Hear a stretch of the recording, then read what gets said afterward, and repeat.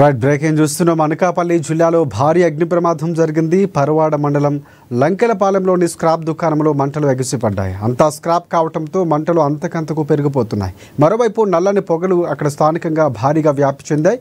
దీంతో స్థానికులు భయానికి గురవుతున్నారు. ప్రస్తుతం మంటలు అదుపు చేసేందుకు అగ్నిమాపక సిబ్బంది ప్రయత్నాలు చేస్తున్నారు. షార్ట్ సర్క్యూటే కారణమని కూడా ప్రాథమికంగా అంచనా వేశారు. మంటలు ఆర్పే ప్రయత్నం చేస్తున్నారు అక్కడ ఫైర్ సిబ్బంది.